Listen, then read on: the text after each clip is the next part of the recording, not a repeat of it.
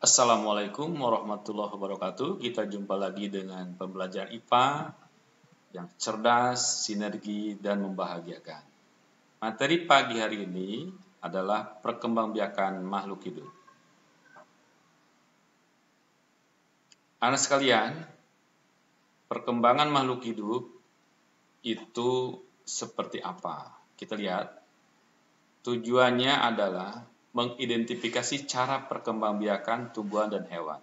Yang kedua, mengidentifikasi cara perkembangbiakan manusia. Yang pertama, perkembangan biakan tumbuhan. Nah, perkembangbiakan tumbuhan secara yang pertama generatif atau perkawinan. Jadi, tumbuhan itu ternyata dengan kawin berkembang biaknya atau generatif.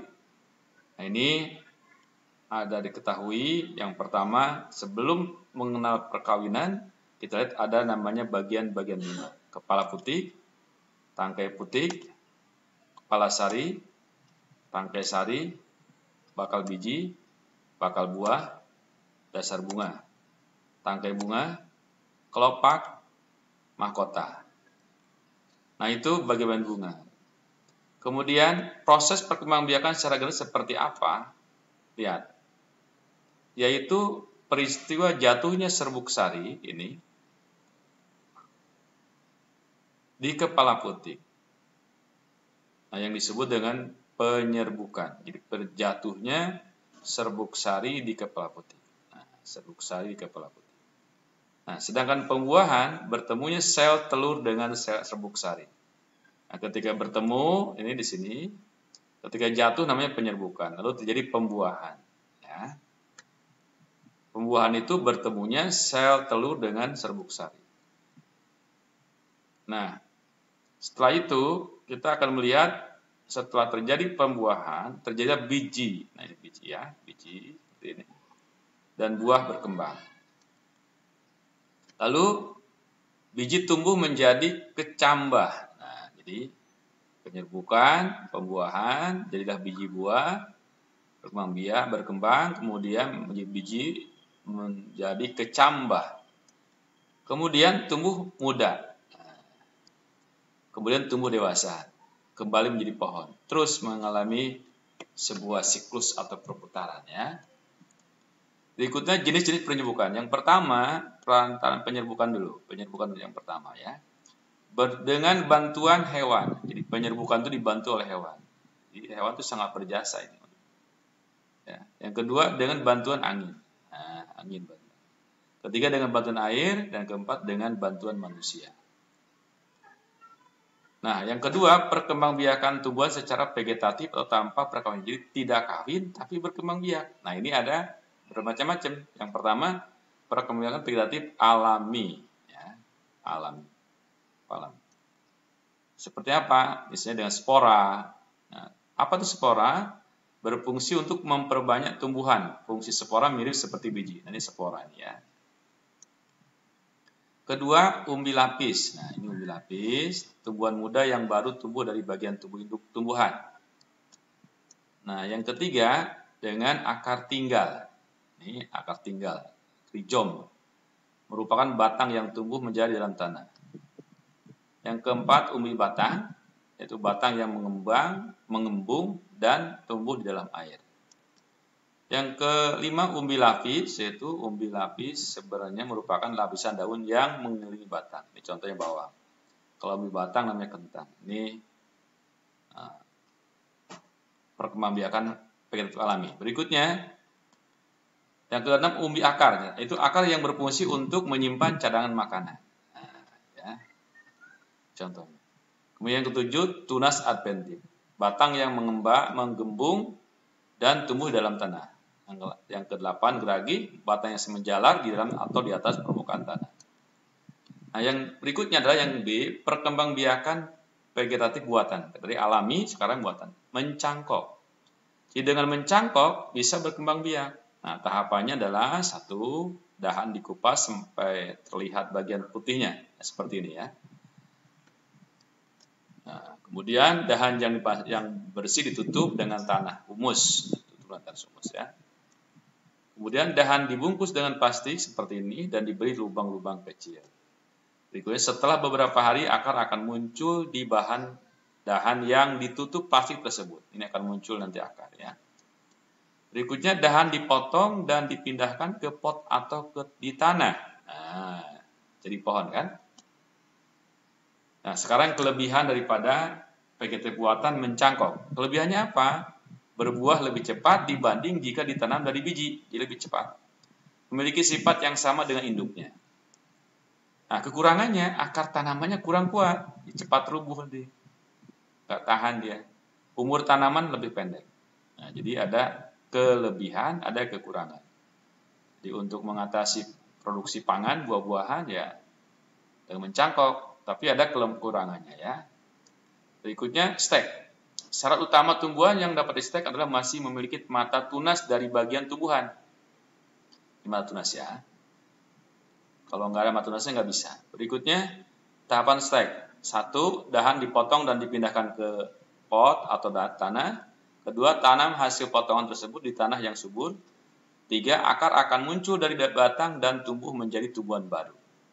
Menyambung. Tujuannya apa? Menggabungkan sifat-sifat unggul dari dua tanaman sehingga diperoleh tanaman yang memiliki sifat unggul. Nah, 1. Sambungkan kedua batang tanaman lalu ikatlah dengan plastik seperti ini. Kemudian 2. Potonglah batang tanaman berbentuk huruf V untuk batang bawah. Potonglah batang tanaman berbentuk huruf V terbalik untuk batang atas seperti ini ya. Kemudian selanjutnya okulasi. Tujuannya memperoleh tanaman yang memiliki sifat unggul gabungan dari sebuah sifat tanaman yang baik ya. Nah, kemudian 1. Caranya iris kulit batang induk. 2. Iris kulit tanaman yang memiliki tunas ya selebar irisan pada tanaman induk lalu tempelkan pada tanaman induk. Ikatkan bagian atas dan bawah tunas dengan plastik. Tunas yang ditempel akan tumbuh. Nah, sekarang merunduk. Merunduk itu apa? Membenamkan bagian batang suatu tumbuhan di dalam tanah. Ini merunduk. Nah, contohnya ya. Nah, ini ya. Berikutnya, syarat utamanya masih memiliki batang yang mudah dibengkokkan, ya. Perkembangbiakan hewan. Perkembangbiakan hewan secara seksual atau perkawinan. Perkembangbiakan yang terjadi dengan adanya peleburan sel kelamin jantan, sperma, dan sel kelamin betina atau sel telur. Jadi harus ada sel sperma dan sel telur.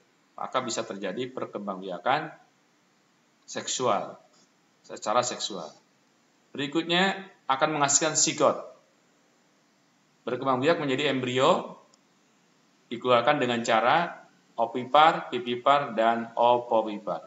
Bertelur, beranak, bertelur, beranak. Ya, ini perkembangbiakan hewan. Berikutnya bertelur, contohnya adalah ini bebek ya. Zigot hewan ovipar akan tumbuh dan berkembang di dalam tubuh hewan, di betina hingga dibungkus oleh cangkang keras. Ini calon bayi baru nih ya, calon bayi baru atau calon hewan baru. Jadi zigot hewan ovipar akan tumbuh dan berkembang dalam tubuh hewan betina sehingga dibungkus oleh cangkang keras. Berikutnya melahirkan. Nah, ini ya seperti kambing, sapi, kerbau. Embrio hewan ovipar tumbuh berkembang di dalam rahim, di rahim, yang merupakan ciri khas hewan mamalia atau menyusui. Ciri khasnya hewan mamalia melahirkan, memiliki kelenjar susu, bernapas paru-paru, dan memiliki daun telinga. Berikutnya bertelur dan melahirkan. Embrio dibungkus oleh cangkang telur, telur tetap bertahan di dalam tubuh induknya hingga menetas. Ikan paus ya. Embrio tidak mendapat makan dari induknya, tapi dari dalam telur yang mengandung cadangan makanan. Ini dengan cara opovivipar, bertelur dan melahirkan ya, bertelur dan melahirkan. Nah, kemudian perkembangbiakan hewan secara vegetatif aseksual. Pertanyaan tidak melibatkan produksi sperma dan sel telur. Jadi perkembangbiakan yang tidak melibatkan peleburan sel sperma dan sel telur.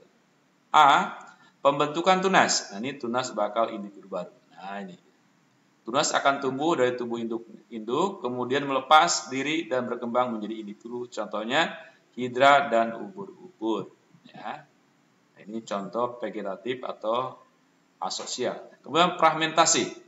Memotong bagian tubuhnya menjadi beberapa bagian. Kemudian potongan tubuh tersebut tumbuh menjadi individu baru. Nah, ini individu baru ya. Induk, individu baru. Namanya fragmentasi. Berikutnya perkembangan manusia. Pertama ada embrio, tahap perkembangan embrio, plasenta embrio. Nah, 11 minggu embrio mulai tampak seperti bayi. Pada tahap ini embrio disebut sebagai janin. Ini manusia ya, melahirkan. 20 minggu jari-jari tangan dan kaki pada janin terlihat jelas. 38 sampai 40 minggu atau 9 bulan janin siap untuk mulai dilahirkan ya. Demikian pembelajaran pada pagi ini, semoga bermanfaat. Kita jumpa lagi dengan pembelajaran IPA yang cerdas, sinergi dan membahagiakan.